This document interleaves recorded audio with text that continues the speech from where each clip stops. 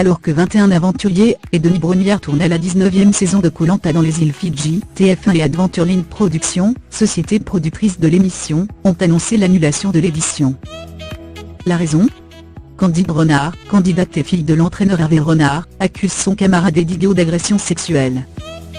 Jusqu'alors silencieux, ce forain de 34 ans prend la parole. Auprès de nos confrères de Closet, l'aventurier qui dément formellement ces accusations, s'en prend à Alp.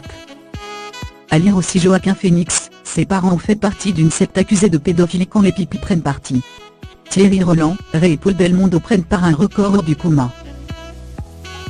Alors qu'il a évoqué des enregistrements susceptibles de le disculper complètement, des images tournées de nuit montrant supposément Candide à moitié sur lui, Eddie, qui se prépare à devenir papa avec sa femme, actuellement enceinte de 3 mois, avance que la société de production se refuserait à les utiliser, dans le but de protéger ses propres intérêts. Julien Magneux, directeur des programmes d'Alp, nœud de la rédaction, m'a tout de suite dit qu'il n'était ni juge ni policier, et qu'il respectait la parole de chacun.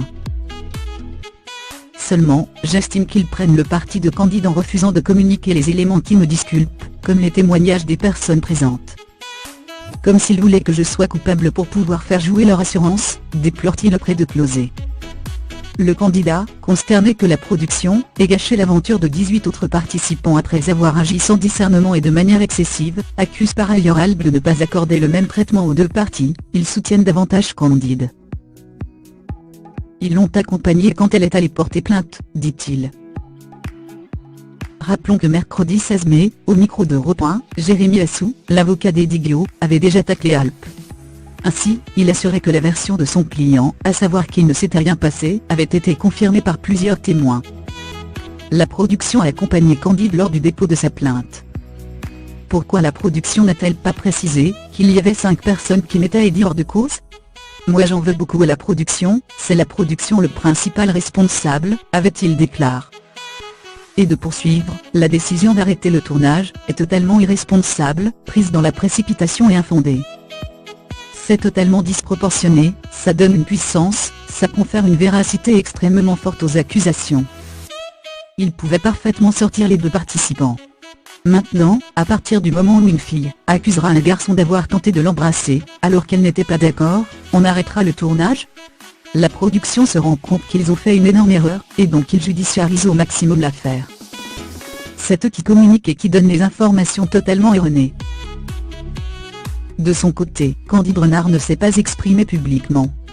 Toutefois, elle a indiqué dans sa déposition à la police, comme le rapportent nos confrères de RMC, avoir été réveillée en pleine nuit, alors qu'Eddie Guiot était en train de l'embrasser, et de pratiquer des attouchements sous ses vêtements. La jeune femme de 21 ans aurait repoussé la main de l'agresseur à plusieurs reprises avant de finir par quitter l'abri où elle dormait avec d'autres candidats, et se serait confiée sur l'événement auprès de camarades et membres du tournage.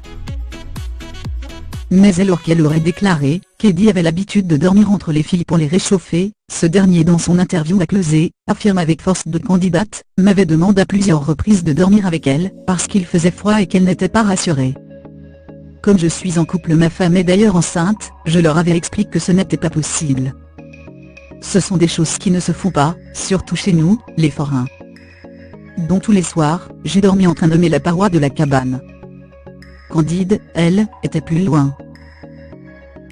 Depuis, le parquet de Bobigny, Seine-Saint-Denis, s'est dessaisi de l'affaire.